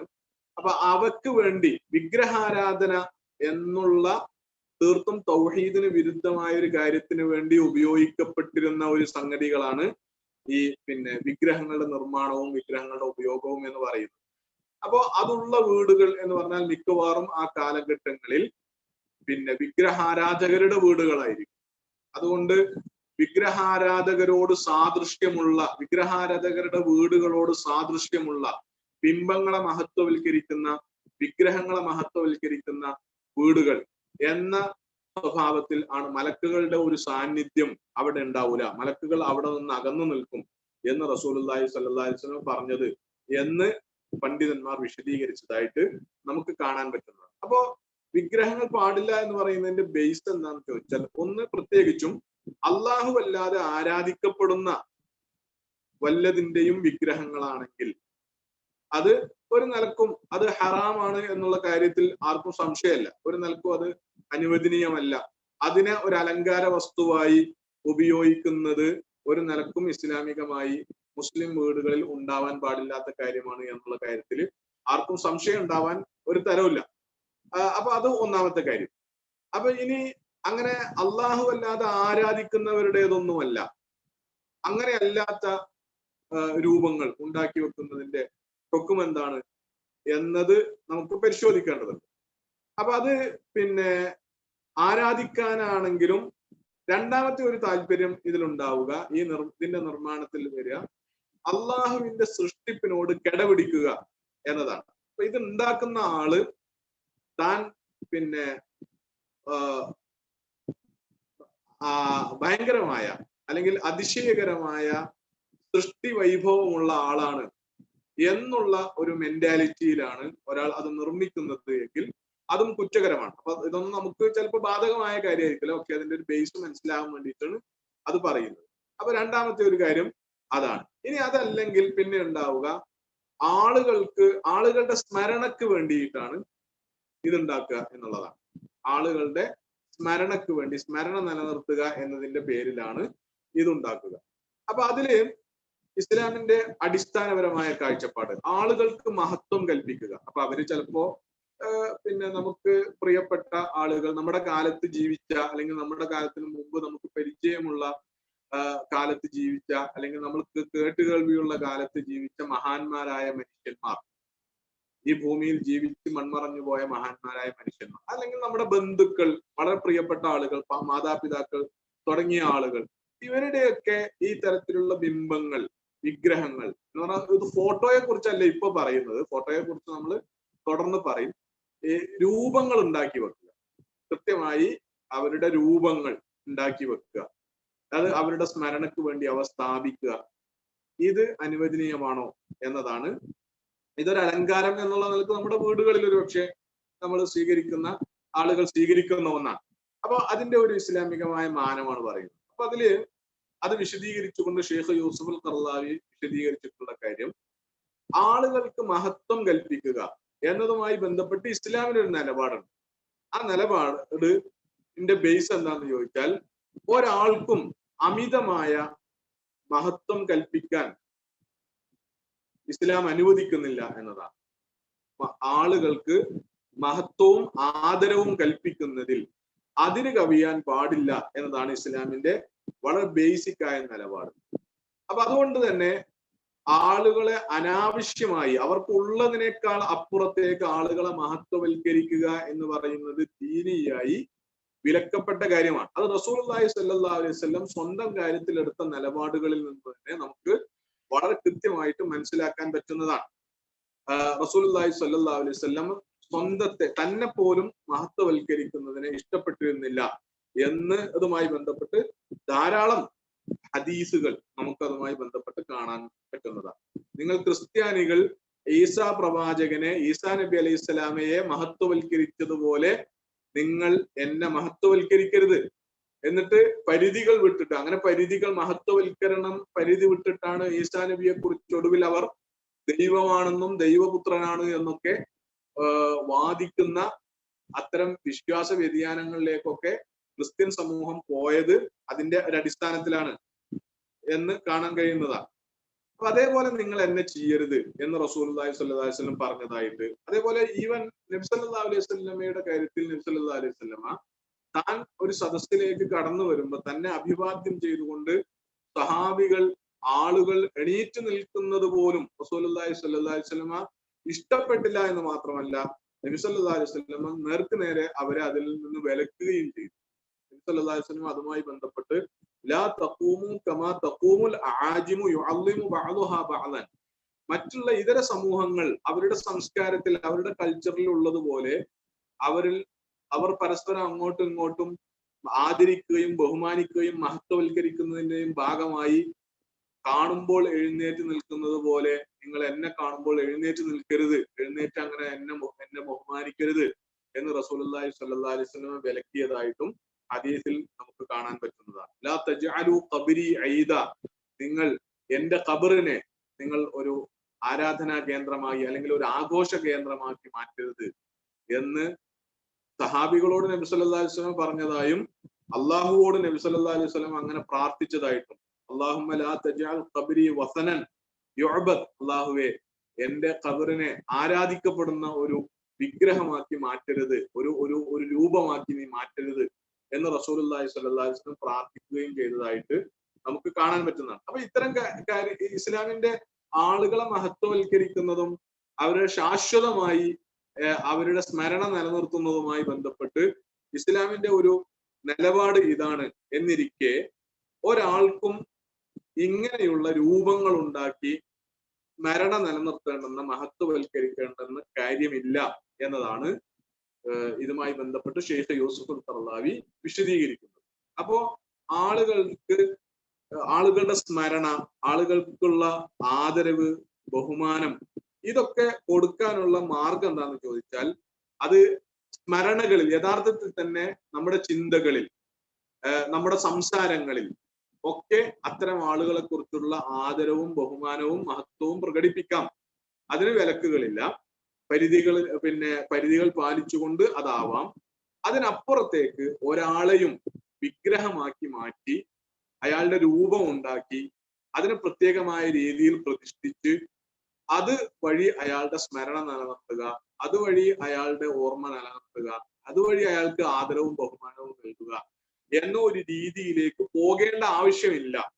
പ്രത്യേകിച്ചും അത് മനുഷ്യ ചരിത്രത്തിൽ ഉടനീളം തെറ്റായ കാര്യങ്ങളിലേക്ക് എന്ന് പറഞ്ഞാൽ തെറ്റായ ബഹുദൈവത്വപരമായ ആരാധന കാര്യങ്ങളിലേക്ക് അത് മുൻകാലങ്ങളിൽ നയിച്ചിരുന്നത് പോലെ പുതിയ കാലത്തും അത് അങ്ങനെ നയിക്കാനുള്ള സാധ്യതയുണ്ട്. അതുകൊണ്ട് സദ്ദുദറായ ഹറാമുകൾ സൂക്ഷിക്കുക എന്ന് മാത്രമല്ല, ഹറാമുകളിലേക്ക് എത്തിക്കുന്ന വഴികളെ തടയുക എന്ന് പറയുന്നതും ഇസ്ലാമിക ശരീഅത്തിലെ പ്രധാനപ്പെട്ട ഒരു പരിഗണനാ വിഷയമായതുകൊണ്ട് അതിന്റെ ഒരു പരിധിയിൽ നിർത്തിക്കൊണ്ട് ഈ കാര്യങ്ങളിൽ നിന്ന്, അതിപ്പോ നമുക്ക് ഏത് സ്വഭാവത്തിൽ നമുക്ക് സ്മരണ നിലനിർത്തേണ്ടുന്ന, ഓർമ്മ നിലനിർത്തേണ്ടുന്ന ആളുകളാണെങ്കിലും അവരെ ഈ സ്വഭാവത്തിൽ അവരുടെ സ്മരണ നിലനിർത്താനുള്ള രീതികൾ സ്വീകരിക്കാതിരിക്കുക എന്ന സൂക്ഷ്മതയാണ് മനുഷ്യന്മാർ പുലർത്തേണ്ടത് എന്നതാണ്. അപ്പൊ വിഗ്രഹങ്ങളുടെ രൂപങ്ങളുടെ കാര്യത്തിൽ ഇങ്ങനെ വിലക്കുണ്ടെങ്കിൽ കൂടി സ്വാഭാവികമായി ഉണ്ടാകുന്ന ഒരു സംശയമാണ് കുട്ടികൾ ഉപയോഗിക്കുന്ന കളിപ്പാട്ടങ്ങൾ എന്ന് പറയുന്നത്. അപ്പൊ അത് പല മനുഷ്യരുടെയും മറ്റ് ജീവികളുടെയും പലതിന്റെയും രൂപത്തിൽ പിന്നെ അത്തരം കളിപ്പാട്ടങ്ങൾ ഉണ്ടാകും. അപ്പൊ ഈ കളിപ്പാട്ടങ്ങൾക്ക് നിങ്ങൾ ഈ പറഞ്ഞ ഇസ്ലാം വിലക്കിയ റസൂലുള്ളാഹി സ്വല്ലല്ലാഹു അലൈഹി വസല്ലം പ്രത്യേകിച്ചും അത്തരം രൂപങ്ങളുള്ള വീടുകളിലേക്ക് മലക്കുകൾ പ്രവേശിക്കുകയില്ല എന്നൊക്കെ പറഞ്ഞതിന്റെ പരിധിയിൽ വരുമോ എന്നുള്ളതാണ്. അപ്പൊ അത് ഇതിന്റെ പരിധിയിൽ വരുന്നതല്ല, അത് ഇളവുള്ള കാര്യമാണ് എന്നതാണ്. കാരണം അതിന്റെ പ്രധാനപ്പെട്ട വ്യത്യാസം കുട്ടികളുടെ കളിപ്പാട്ടങ്ങൾ എന്ന് പറഞ്ഞാൽ അത് അവർക്ക് കളിക്കാൻ വേണ്ടിയുള്ളതാണ് എന്നത് തന്നെയാണ് അതിന്റെ വ്യത്യാസം. മറിച്ച് അതൊരിക്കലും ഏതെങ്കിലും ഒരു വ്യക്തിയെ മഹത്വവൽക്കരിക്കുന്നതിന് വേണ്ടിയോ അയാൾക്ക് ദിവ്യത്വം കൽപ്പിക്കുന്നതിന് വേണ്ടിയോ അല്ലെങ്കിൽ ഒരു ആരാധനാ മൂർത്തിയായി ഏതെങ്കിലും ഒരാളെ സ്വീകരിക്കുന്ന പിന്നെ ഒരവസ്ഥയിലോ ഒന്നും അല്ല കളിപ്പാട്ടങ്ങൾ ഉള്ളത് എന്നുള്ളത്. അത് കുട്ടികൾക്ക് വളരെ കേവലമായി, അത് നേരെ മറിച്ച് ഈ പറഞ്ഞ കാര്യങ്ങൾക്കൊക്കെ വിരുദ്ധമാണ്. കുട്ടികൾ എങ്ങനെയും അത് ഉപയോഗിച്ച് കളിക്കും എന്നുള്ളതാണ്. കുട്ടികൾ ഇങ്ങനെ നമസ്കരിക്കാൻ അല്ലെങ്കിൽ അതിനു മുമ്പിൽ കുനിയാൻ, അതിനു മുമ്പിൽ സാഷ്ടാംഗം പിന്നെ ചെയ്യാൻ ഒന്നും അല്ലല്ലോ കളിപ്പാട്ടങ്ങൾ ഉപയോഗിക്കുന്നത്. മറിച്ച് അവര് വളരെ സ്വതന്ത്രമായി കളിക്കാൻ വേണ്ടി ഉപയോഗിക്കുന്ന വസ്തുക്കൾ എന്നുള്ള നിലക്ക് ഈ പറഞ്ഞ മഹത്വവൽക്കരണം, ദിവ്യത്വം കൽപ്പിക്കൽ, ആരാധനാമൂർത്തിയാക്കൽ ഇതൊന്നും മായിട്ടൊന്നും ഒരു ബന്ധവുമില്ലാത്ത അത്തരം കാര്യങ്ങളിലേക്കൊന്നും നയിക്കാതെ അതിന് തീർത്തും വിരുദ്ധമായ കാര്യങ്ങളാണ് കളിപ്പാട്ടങ്ങൾ ഉപയോഗിച്ചുകൊണ്ട് കുട്ടികൾ ചെയ്യുന്നത്. അതുകൊണ്ട് അത്തരം വസ്തുക്കൾ പിന്നെ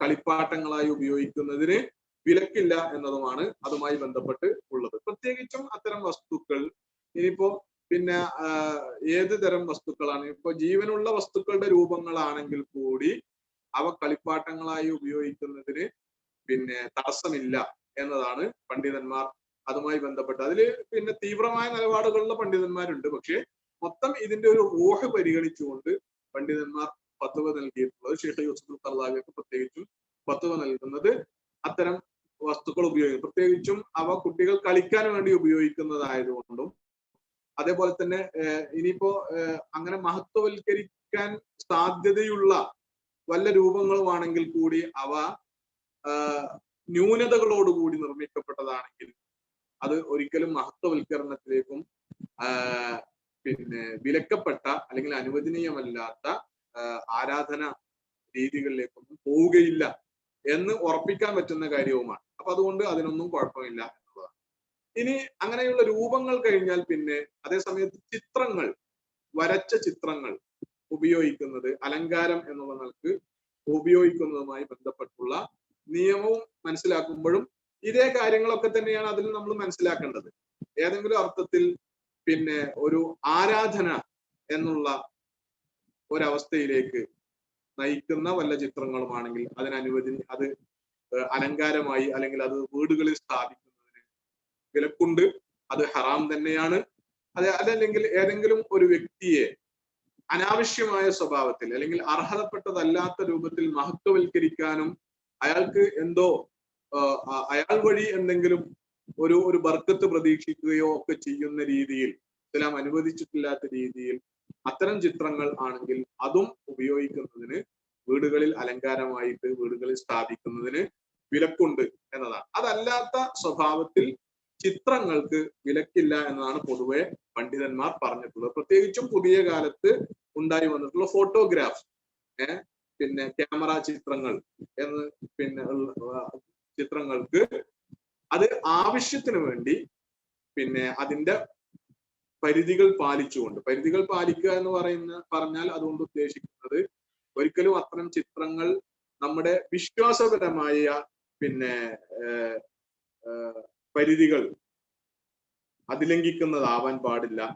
വിശ്വാസപരമായ നമ്മുടെ ദീനനുസരിച്ചുള്ള നിയമങ്ങളും മര്യാദകളും പാലിക്കാത്തതാവാൻ പാടില്ല. പ്രത്യേകിച്ചും പിന്നെ സ്ത്രീകൾ ആണെങ്കിലും പുരുഷന്മാരാണെങ്കിലും നഗ്നതകൾ വെളിവാക്കിക്കൊണ്ടുള്ള, ഔറത്തുകൾ വെളിവാക്കിക്കൊണ്ടുള്ള ചിത്രങ്ങൾ എടുക്കുക. എന്നിട്ടത് പിന്നെ സ്വന്തം വീട്ടിലാണെങ്കിൽ പോലും മറ്റുള്ളവർ വരുമ്പോൾ കാണുന്ന വിധത്തിൽ പ്രദർശിപ്പിക്കുക. ഇതൊന്നും അനുവാദമുള്ള കാര്യം. ഇത്തരം വിലക്കുകൾ ഉണ്ട് എന്നതല്ലാതെ ചിത്രങ്ങൾക്കും ഫോട്ടോഗ്രാഫ്സിനും അത് പിന്നെ ഉപയോഗിക്കുന്നതിന്, അത് അലങ്കാരം എന്നുള്ള നിലക്ക് ഉപയോഗിക്കുന്നതിന് തടസ്സമൊന്നുമില്ല. പ്രത്യേകിച്ചും അതൊക്കെ കഴിഞ്ഞാൽ ഇപ്പോ ഇത് മനുഷ്യന്മാരുടെ ചിത്രങ്ങൾ എന്നൊക്കെ ഉള്ള ഗണത്തിൽ വരുന്ന കാര്യങ്ങളാണ്. പ്രത്യേകിച്ചും അതൊക്കെ കഴിഞ്ഞാൽ പിന്നെ പ്രകൃതി ഭംഗി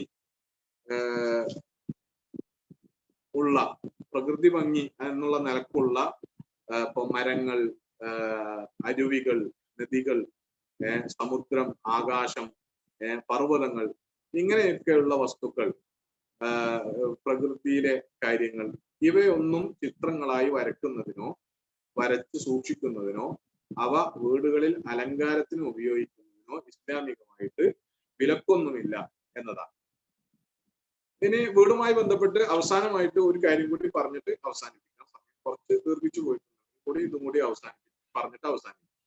അതെന്താന്ന് ചോദിച്ചാൽ വീടുമായി ബന്ധപ്പെട്ട് സാധാരണ ഉയർന്നു വരുന്ന മറ്റൊരു ആവശ്യമാണ്, അല്ലെങ്കിൽ മറ്റൊരു കാര്യമാണ്, ആളുകൾ പലപ്പോഴും ചോദിക്കുന്ന ഒരു കാര്യം കൂടിയാണ് നായയെ വളർത്തുക എന്ന് പറയുന്നത്. അപ്പൊ നായയെ വളർത്തുന്നത് അനുവദനീയമാണോ എന്നതാണ്. അപ്പൊ നായ നജസാണോ നജസല്ലേ എന്നുള്ള കാര്യത്തിൽ പണ്ഡിതന്മാർക്കിടയിൽ അഭിപ്രായ വ്യത്യാസങ്ങളുണ്ട്.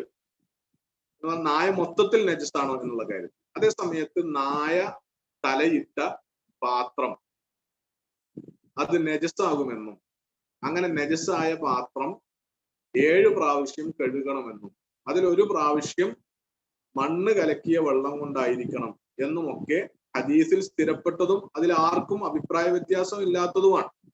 നായ തലയിട്ടാൽ അത് നജസാകുമെന്നും അത് പിന്നെ 7 പ്രാവശ്യം കഴുകിയിട്ടല്ലാതെ, നേരത്തെ പറഞ്ഞ രൂപത്തിൽ കഴുകിയിട്ടല്ലാതെ അത്തരം പാത്രങ്ങൾ ഉപയോഗിക്കാൻ പാടില്ല എന്നുള്ള കാര്യത്തിൽ അഭിപ്രായ വ്യത്യാസങ്ങളൊന്നുമില്ല.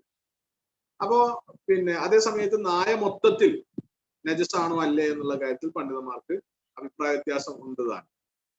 ശാസ്ത്രീയമായ പഠനങ്ങൾ ഉദ്ധരിച്ചുകൊണ്ട് പല പണ്ഡിതന്മാരും പറഞ്ഞിട്ടുള്ളത് നായയുമായിട്ട് മനുഷ്യർ ഇടപഴകുന്നത് വളരെ അപകടകരമായ കാര്യമാണ് എന്നാണ്. മെഡിക്കൽ സയൻസ് തന്നെ അത് നായകളുമായി ഇടപഴകുന്നതിലൂടെ മനുഷ്യരിലേക്ക് പടർന്ന് കയറാൻ സാധ്യതയുള്ള രോഗാണുക്കളെ കുറിച്ചും നായകളിൽ നിന്ന് മാത്രം പടരുന്ന രോഗങ്ങളെ കുറിച്ചും ഒക്കെ ശ്രദ്ധയിൽപ്പെടുത്തിയിട്ടുണ്ട്. അപ്പൊ അത്തരം കാര്യങ്ങൾ വെച്ച് നായകളുമായി ഇടപഴകുന്നത് എന്തായാലും ഒരു മുസ്ലിമിനോ ഒരു മുസ്ലിം വീടിനോ അനുവാദമുള്ള കാര്യമല്ല. നായകളുമായി ഇടപഴകുന്നത് അനുവാദമുള്ള കാര്യമല്ല. അത് സൂക്ഷ്മതയുടെ ഭാഗമാണ് എന്നതാണ്. അതിൽ പിന്നെ ശ്രദ്ധിക്കണം. അപ്പൊ പലരും അതിന് ന്യായമായി ഉന്നയിക്കുക, എന്താണ് ഇപ്പൊ അതിന് പ്രശ്നമുള്ളത്? നായ നജസല്ല എന്ന് പണ്ഡിതന്മാർക്ക് അഭിപ്രായമില്ലേ? ഈ നായ തലയിട്ടാൽ, അല്ലെങ്കിൽ നായയുടെ ഉമിനീരല്ല പ്രശ്നം, നായ തലയിട്ടാൽ അതിന്റെ ഉമിനീര് പാത്രത്തിലാകും, അത് നജസായത് കൊണ്ടല്ല റസൂല് വിലക്കിയത് എന്നൊക്കെയുള്ള ന്യായങ്ങൾ പലരും ഉന്നയിക്കാറുണ്ട്. പക്ഷെ അതിൽ മനസ്സിലാക്കേണ്ടത് പണ്ഡിതന്മാരുടെ ഒരു വിശദീകരണം, ചില പണ്ഡിതന്മാരുടെ ഒരു ന്യായം അതില് വളരെ യുക്തിഭദ്രമാണ് എന്ന് തോന്നുന്നു. അപ്പൊ അതെന്താന്ന് ചോദിച്ചാല്, ഏതൊരു ജീവിയെ സംബന്ധിച്ചിടത്തോളം ആ ജീവിയുടെ ശരീരത്തിൽ നിന്ന് പുറത്തു വരുന്ന വിസർജ്യങ്ങളിൽ ഏറ്റവും മാന്യമായ വിസർജ്യമാണ് ഉമിനീര് അല്ലെങ്കിൽ തുപ്പൽ എന്ന് പറയുന്നത്. സാധാരണ ഇപ്പൊ മനുഷ്യന്റെ ശരീരത്തിൽ നിന്നാണെങ്കിലും പലതരം പല സ്വഭാവത്തിൽ മനുഷ്യന്റെ ശരീരത്തിൽ നിന്ന് വിസർജ്യങ്ങൾ പുറത്തു വരുന്നുണ്ട്. അപ്പൊ മലവും മൂത്രവും അല്ലാതെ തന്നെ അപ്പൊ അതില് തുപ്പൽ അതേപോലെ മനുഷ്യൻ ശരീരത്തിൽ നിന്ന് പുറത്തു കളയുന്ന ഒരു വിസർജ്യമാണ് യഥാർത്ഥത്തിൽ. അതേപോലെ തന്നെയാണ് വിയർപ്പ് ഒരു വിസർജ്യമാണ്. അപ്പൊ ഇങ്ങനെ മൊത്തം മനുഷ്യ ശരീരത്തിന്റെ വിസർജ്യങ്ങൾ, മനുഷ്യ ശരീരം പുറന്തള്ളുന്ന വിസർജ്യങ്ങളുടെ കൂട്ടത്തിൽ താരതമ്യേന ഏറ്റവും നല്ലത്, ഏറ്റവും മാന്യമായത് എന്ന് തോന്നുന്നതാണ് തുപ്പൽ അല്ലെങ്കിൽ ഉമിനീര് എന്ന് പറയുന്നത്. ഇപ്പൊ ഒരു നായയെ സംബന്ധിച്ചിടത്തോളം അതിന്റെ ഏറ്റവും മികച്ച, ഏറ്റവും നല്ല വിസർജ്യം പോലും ഇങ്ങനെ 7 പ്രാവശ്യം കഴുകേണ്ടത് പ്രകാരം ഉള്ള നജസാണ് എങ്കിൽ അതിന്റെ ശരീരത്തിലെ മറ്റ് വിസർജ്യങ്ങളുടെ നജസിന്റെ ഒരു തോത്, മാലിന്യത്തിന്റെ ഒരു തോത് പിന്നെ പ്രത്യേകിച്ച് പറയേണ്ടതില്ല എന്നതാണ്. അത് അതിനേക്കാൾ ഭീകരമായിരിക്കും, അതിനേക്കാൾ തീവ്രമായിരിക്കും എന്നാണ് പണ്ഡിതന്മാർ പറഞ്ഞിട്ടുള്ളത്. അപ്പൊ അതുകൊണ്ട് നായയുടെ ഉമിനീരിനെ, ഒരു വേള നായയുടെ ഉമിനീരിനെ, ഏതൊരു ജീവിയുടെയും ഉമിനീരിനേക്കാൾ നമുക്ക് മലിനമായി തോന്നുന്ന കാര്യമാണ് ആ ജീവിയുടെ വിയർപ്പ് എന്ന് പറയുന്നത്. അപ്പൊ നായയുടെ വിയർപ്പ് പ്രശ്നമാണ്. വിയർപ്പ് ഒരു വേള നായയുടെ ഉമിനീരിനേക്കാൾ തുപ്പലിനേക്കാൾ പ്രശ്നമാണ്. അപ്പൊ നായയുടെ ശരീരം വിയർക്കുകയും ആ വിയർപ്പിന്റെ നനവുണ്ടാവുകയും അത് ഒരാളുടെ പിന്നെ നായയുമായി ഇടപഴകുന്ന ഒരാളുടെ ശരീരത്തിലേക്കോ അയാളുടെ വസ്ത്രത്തിലേക്കോ, പ്രത്യേകിച്ചും അയാൾ നമസ്കരിക്കുമ്പോൾ നജസില്ല എന്ന് ഉറപ്പുവരുത്തണമെന്ന, ശുദ്ധി ഉറപ്പുവരുത്തണമെന്ന ഒരു മുസ്ലിം ആയിരിക്കുകയോ ഒക്കെ ചെയ്യുമ്പോൾ അത് ആ ഇടപഴകൽ എന്തായാലും അയാളെ സംബന്ധിച്ചിടത്തോളം പ്രശ്നമാണ്. അപ്പൊ അതുകൊണ്ട് നായയുമായിട്ടുള്ള ഇടപഴകൽ ഒഴിവാക്കുക.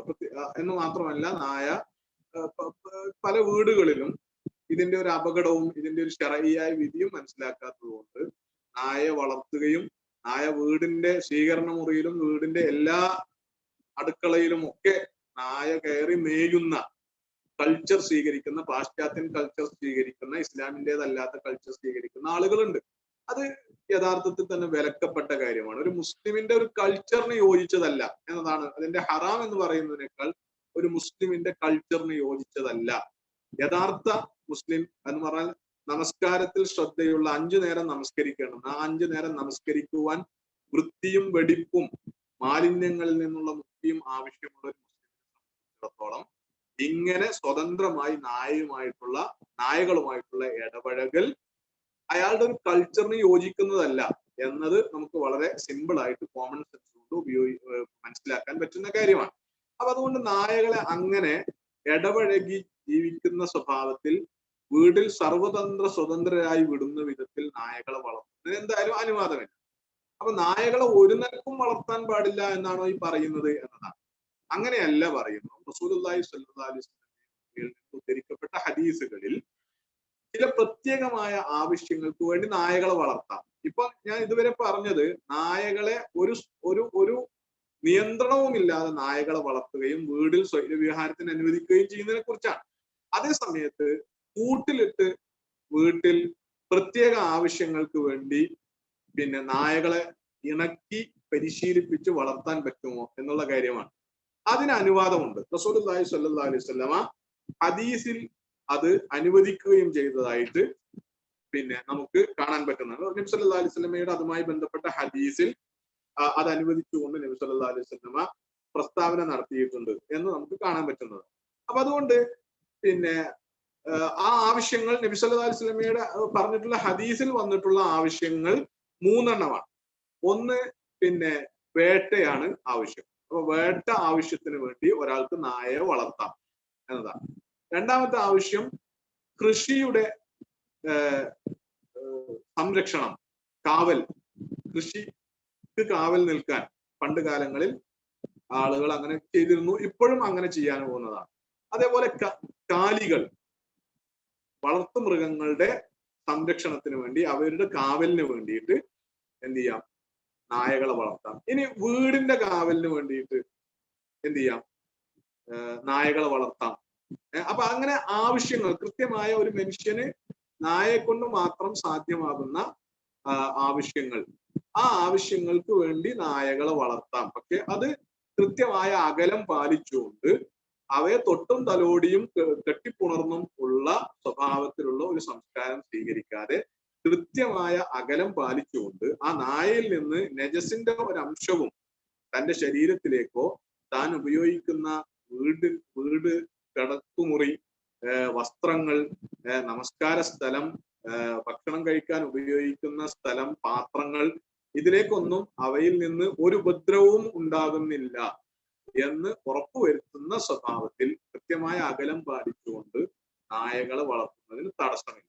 അങ്ങനെ വളർത്തുമ്പോൾ തന്നെയും ശ്രദ്ധിക്കേണ്ടുന്ന പ്രധാനപ്പെട്ട ഒരു കാര്യം, പിന്നെ റസൂലുള്ളാഹി പണ്ഡിതന്മാർ പറഞ്ഞിട്ടുള്ള ഒരു കാര്യം, ഇങ്ങനെ നായകളെ വളർത്തുന്നത് വളരെ പ്രധാനപ്പെട്ട ചില കാര്യങ്ങൾക്ക് തടസ്സമാകുന്ന വിധത്തിൽ നായകളെ വളർത്താൻ പാടില്ല എന്നും പറഞ്ഞിട്ടുണ്ട്. അപ്പൊ അതിൽ അവര് പറഞ്ഞത്, ഒന്ന്, വീട്ടിലേക്ക് കടന്നു വരുന്ന അതിഥികളെ പിന്നെ അകറ്റുന്ന വിധത്തിൽ നായ വളർത്താൻ പാടില്ല. അതേപോലെ വീട്ടിലേക്ക് ആവശ്യങ്ങൾ ചോദിച്ചു വരുന്ന ആളുകൾ ഉണ്ടാവും. ആവശ്യങ്ങൾ ചോദിച്ചു വരുന്നവരെ കുറിച്ച് ഇസ്ലാമിന്റെ ഒരു കൺസെപ്റ്റ് എന്ന് പറയുന്നത്, അവർക്ക് ധനികരുടെ സമ്പത്തുള്ളവരുടെ സമ്പത്തിൽ ചോദിച്ചു വരുന്ന ആവശ്യക്കാർക്ക് ഹക്കുണ്ട്. അവർ അവകാശം ചോദിച്ചാണ് വരുന്നത്. അങ്ങനെയുള്ള അപ്പൊ ചിലര് നായ വളർത്തുന്നത് തന്നെ ഭിക്ഷക്കാരെ ആട്ടി ഓടിക്കാൻ വേണ്ടിയിട്ടാണ്. ഇത് ഇസ്ലാമികമായി ഹറാമായ കാര്യമാണ്. വീടുകളിലേക്ക് ചോദിച്ചു വരുന്ന എല്ലാവരെയും വിശ്വസിക്കണോ വിശ്വസിക്കണ്ടേ, അവരിൽ ഉണ്ടാവൂല എന്നുള്ളതൊക്കെ വേറെ വിഷയമാണ്. അതേ സമയത്ത് സാധാരണഗതിയിൽ പൊതുവിൽ നമ്മുടെ മുമ്പിലേക്ക് കൈ നീട്ടി തന്റെ ഒരു ജീവിത ആവശ്യത്തിന് വേണ്ടി കൈ നീട്ടി വരുന്നയാൾ, അയാളെ വിശ്വാസത്തിലെടുക്കുകയും നമുക്കൊണ്ട് സഹായിക്കാൻ കഴിയുമെങ്കിൽ അയാളെ സഹായിക്കുകയും, സഹായിക്കാൻ നമ്മളെ കൊണ്ട് കഴിയില്ലെങ്കിൽ മാന്യമായി ആശ്വാസവചനങ്ങൾ പറഞ്ഞുകൊണ്ട് അയാളെ മടക്കി അയക്കുകയും ചെയ്യുക. ഇതാണ് ഒരു മുസ്ലിമിന്റെ ബാധ്യത എന്ന് പറയുന്നത്. ആ ബാധ്യത നിർവഹിക്കുന്നതിന് പകരം അത്തരം ചോദിച്ചു വരുന്ന ആളുകൾ വീട്ടിലേക്ക് കയറാതിരിക്കുക എന്ന ലക്ഷ്യത്തിൽ തന്നെയും വീട്ടിൽ നായകളെ വളർത്തുന്ന കൾച്ചറൊക്കെ ഇസ്ലാമികമല്ലാത്ത, മുസ്ലിങ്ങളുടേതല്ലാത്ത കൾച്ചറിലുണ്ട്. മുസ്ലിങ്ങൾ അത്തരം കാര്യങ്ങൾ സ്വീകരിക്കാൻ പാടില്ല എന്നതാണ് അതുമായി ബന്ധപ്പെട്ടുള്ള കാര്യം. അതേപോലെ തന്നെ വയൂദി അൽ മാറ, വഴികളിലൂടെ നടന്നു പോകുന്ന ആളുകളെ ഉപദ്രവിക്കുന്ന വിധത്തിൽ നായകളെ വളർത്താൻ പാടില്ല എന്നതും ഉണ്ട്. ഇതല്ലാത്ത വിധത്തിൽ നേരത്തെ പറഞ്ഞ വിധത്തിലുള്ള ആവശ്യങ്ങൾക്ക് വേണ്ടി പിന്നെ വീടിന്റെ കാവൽ, കൃഷിയുടെ കാവൽ, വളർത്തുമൃഗങ്ങളുടെ കാവൽ, അതേപോലെ തന്നെ പിന്നെ വേട്ട ആവശ്യം, ഇതിനൊക്കെ വേണ്ടിയിട്ട് പ്രത്യേകമായി അകലം പാലിച്ചുകൊണ്ട് സൂക്ഷിക്കേണ്ടതൊക്കെ സൂക്ഷിച്ചുകൊണ്ട് നായകളെ വളർത്തുന്നതിന് തടസ്സമില്ല എന്നുള്ളത്. അതല്ലാത്ത ഒരു കൾച്ചർ എന്നുള്ള നിലക്ക് പലപ്പോഴും പാശ്ചാത്യൻ സംസ്കാരത്തിൽ നിന്ന് നമ്മുടെ സംസ്കാരങ്ങളിലേക്ക് അറിയാതെ കടന്നു വന്ന ഒരു വേള മനുഷ്യരെ സ്നേഹിക്കുന്നതിനേക്കാൾ ഈ ഇത്തരം മൃഗങ്ങളെ സ്നേഹിക്കുകയും അവക്ക് പരിഗണന കൊടുക്കുകയും വലിയ സംഖ്യകൾ അവയുടെ പരിപാലനത്തിന് വേണ്ടി ചെലവഴിക്കുകയും ചെയ്തുകൊണ്ട് മേനി നടിക്കുന്ന ആഡംബരം, ധൂർത്ത്, അഹന്ത എന്നൊക്കെ പറയുന്നതിന്റെ പരിധിയിൽ വരുന്ന സ്വഭാവത്തിൽ ഉള്ള നായ വളർത്തൽ അനുവദനീയമല്ല എന്നതാണ് ഇസ്ലാമികമായ നിലപാട്. ഇതിന്റെ ഒന്നും അർത്ഥം ഇത്തരം ജീവികളുടെ ജീവന്, അവയുടെ സംരക്ഷണത്തിന് ഇസ്ലാം ഒരു വിലയും നൽകുന്നില്ല എന്നല്ല. ഇവയെ ഇങ്ങനെയൊന്നും ചെയ്യാൻ പാടില്ല എന്ന് പറഞ്ഞാൽ, ഇങ്ങനെയല്ലാത്ത ആവശ്യങ്ങൾക്ക് വേണ്ടി നായകളെ പിന്നെ വളർത്താൻ പാടില്ല എന്ന് പറഞ്ഞാൽ നായകളെ കണ്ടാൽ കൊല്ലണമെന്നോ കണ്ടാൽ ആക്രമിക്കണമെന്നോ ഒന്നുമല്ല അതിന്റെ അർത്ഥം. അത്തരം ജീവികളെ എങ്ങനെയാണ് കൈകാര്യം ചെയ്യേണ്ടത് എന്നുള്ളത് മായി ബന്ധപ്പെട്ട പാഠങ്ങൾ, അവയുടെ സംരക്ഷണം, അവക്ക് ഭക്ഷണം കൊടുക്കുക, ആ നിലക്ക് ഉള്ള അവയെ ഉപദ്രവിക്കാതിരിക്കുക എന്നതിനൊക്കെയുള്ള പ്രാധാന്യം എന്താണ് എന്ന് ദീൻ വേറെ തന്നെ പഠിപ്പിച്ചിട്ടുണ്ട്. നായക്ക് വെള്ളം കൊടുത്തതിന്റെ പേരിൽ സ്വർഗത്തിൽ പ്രവേശിപ്പിച്ചതിനെ കുറിച്ചുള്ള പാഠം പഠിപ്പിച്ച ആളാണ് ഇസ്ലാമിന്റെ പ്രവാചകൻ റസൂലുള്ളാഹി സ്വല്ലല്ലാഹു അലൈഹി വസല്ലം എന്ന് പറയുന്നത്. അപ്പോ അതൊന്നും അതിന് വിരുദ്ധമല്ല. അതേസമയത്ത് നായകളെ കൊല്ലരുത് എന്നതുമായി ബന്ധപ്പെട്ട് റസൂലുള്ളാഹി സ്വല്ലല്ലാഹു അലൈഹി വസല്ലം ചില സൂചനകൾ നൽകിയിട്ടുണ്ട്. എന്ന് പറഞ്ഞാൽ നായകൾ മനുഷ്യന് ഉപദ്രവകരമാകുന്ന രീതിയിൽ നായകൾ സമൂഹത്തിൽ ഉണ്ടാവുകയും എന്നാൽ അവയെ കൊല്ലാൻ ഞാൻ പറയാത്തത്, അല്ലെങ്കിൽ ഈ പറഞ്ഞ നജസിന്റെ പ്രശ്നമൊക്കെ ഇസ്ലാമികമായിട്ടുണ്ടല്ലോ. അപ്പൊ എന്നാ പിന്നെ ഇവയെ അങ്ങോട്ട് കൊന്നു നശിപ്പിക്കാം എന്ന് കരുതാൻ മനുഷ്യന് പറ്റുകയില്ല. അവ മനുഷ്യ സമൂഹത്തെ പോലെ തന്നെ ഒരു സമൂഹമാണ്, എല്ലാ ജീവികളും ഓരോ സമൂഹങ്ങളാണ് എന്ന് വിശുദ്ധ ഖുർആനും റസൂലുള്ളാഹി സ്വല്ലല്ലാഹു അലൈഹി വസല്ലം അതിനെ പറയുകയും, എന്നിട്ട് നബി സല്ലല്ലാഹു അലൈഹി വസല്ലം അതാണ് അതിന്റെ ഒരു കാരണമായിട്ട്, എന്തുകൊണ്ട് അങ്ങനെ അല്ലെങ്കിൽ അവ അങ്ങനെ ഒരു മനുഷ്യരെ പോലെ തന്നെയുള്ള ഒരു സമൂഹം അല്ല നായകളുടെ സമൂഹം എങ്കിൽ അവയെ കൊല്ലാൻ ഞാൻ കൽപ്പിക്കുമായിരുന്നു എന്ന് റസൂലുള്ളാഹി സ്വല്ലല്ലാഹു അലൈഹി വസല്ലം നിന്ന് ഉദ്ധരിക്കപ്പെട്ട ഹദീസിൽ നമുക്ക് കാണാൻ പറ്റുന്നതാണ്. അപ്പോ അവയുടെ സംരക്ഷണം എന്നത് അവയോട് കാണിക്കേണ്ടുന്ന ഒരു പരിഗണന, ഒരു ജീവി എന്നുള്ള നിലക്ക് കാണിക്കേണ്ടുന്ന പരിഗണന എന്ന് പറയുന്നത് വേറെയാണ്. അതേസമയം അവയുടെ വിസർജ്യങ്ങൾ നജസാണ് എന്ന് പറയുന്നതും ആ നജസ്സുകളെ സൂക്ഷിക്കണം എന്ന് പറയുന്നതും, അതുകൊണ്ട് തന്നെ അവ ഉണ്ടാക്കുന്ന ഉപദ്രവങ്ങൾ കണക്കിലെടുത്തുകൊണ്ട് അവയുമായിട്ട് സ്വതന്ത്രമായി അല്ലെങ്കിൽ പരിധികളില്ലാതെ ഇടപഴകരുത് എന്ന് പറയുന്നതും ഒക്കെ വേറെ കാര്യവുമാണ് എന്ന് മനസ്സിലാക്കണം. ഇതാണ് വീടുമായി ബന്ധപ്പെട്ട് ഉള്ള പിന്നെ ഈ അധ്യായത്തിൽ വിധിവിലക്കുകൾ എന്ന പുസ്തകത്തിലെ അധ്യായത്തിൽ പറഞ്ഞിട്ടുള്ള പ്രധാനപ്പെട്ട കാര്യങ്ങൾ. ഇത്രയും പറഞ്ഞുകൊണ്ട് ഇന്നത്തെ ഒരു ക്ലാസ് അവസാനിപ്പിക്കുകയാണ്. സമയം കുറച്ച് ദീർഘിച്ചു പോയിട്ടുണ്ട്. ഇനി സമ്പാദ്യം, തൊഴിൽ എന്നിവയുമായി ബന്ധപ്പെട്ട വിധിവിലക്കുകൾ ഇസ്ലാമിൽ എങ്ങനെയാണ്, അതുമായി ബന്ധപ്പെട്ട പ്രധാനപ്പെട്ട കാര്യങ്ങൾ പറയുന്നതാണ് അടുത്ത ഒരു അധ്യായം. ഇൻഷാ അല്ലാഹ് അത്തരം കാര്യങ്ങൾ അടുത്ത ഒരു ക്ലാസ്സിൽ നമുക്ക് പരാമർശിക്കാം. ഇന്നത്തെ ക്ലാസ് ഇതോടുകൂടി അവസാനിപ്പിക്കുകയാണ്. സമയം കുറച്ച് ദീർഘിച്ചു പോയിട്ടുണ്ട് തോന്നുന്നു. ഇനി എന്തെങ്കിലും അത്യാവശ്യമായിട്ട് എന്തെങ്കിലും കാര്യങ്ങൾ അന്വേഷിക്കാനുണ്ടെങ്കിൽ ആകാവുന്നതാണ്. ക്ലാസ് ഇന്നത്തെ അവസാനിപ്പിക്കാം. വാഖിറു ദഅ്വാനാ അൽഹംദുലില്ലാഹി റബ്ബിൽ ആലമീൻ.